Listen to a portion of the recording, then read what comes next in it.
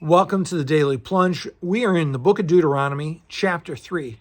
Now, one of the things that happened in chapter 2 was the first generation, the generation that was afraid to go into the promised land, well, they've completely died off. And so now their children are grown up, and they're the ones that the Lord is going to bring into the promised land. And so now that begins. And the Lord delivers them victory against the very giants and the very tall cities that their fathers were afraid of. And they go up against King Sihon, against King Og. And they say, the Lord delivered them into our hands and we defeated them. And so God created this situation and that allowed them to be victorious.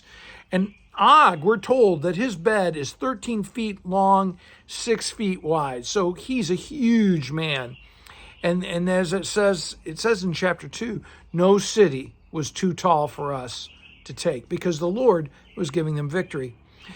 Now after this, starting up at verse 12, it speaks about the division of the land that they've conquered on this side of the Jordan for the Reubenites and the Gadites and the half-tribe of Manasseh.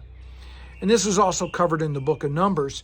And what happens is they ask that they're going to be grazing cattle, and they want their families, their wives and their families to stay there and begin doing that. And Moses cuts them a deal. Okay, sure, we'll let you do that, but you will enter before us as our vanguard. You're going to be the special ops troops up at the front, and which they do. Now after that, in verse 21, Moses commands Joshua, you have seen with your own eyes how God gave us victory over these giant kings.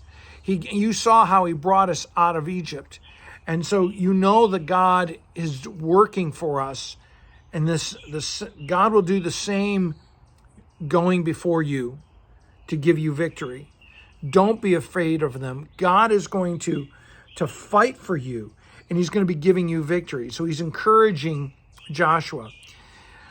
But then in verse 23, it says, at that time I pleaded with the Lord.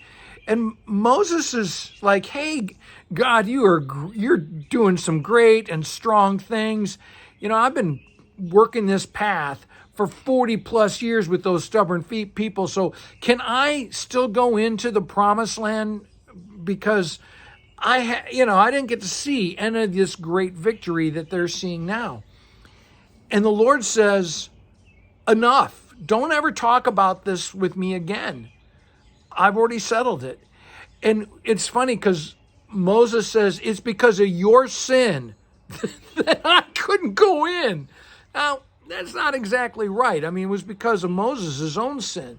But it was a response to their sinfulness that he sinned.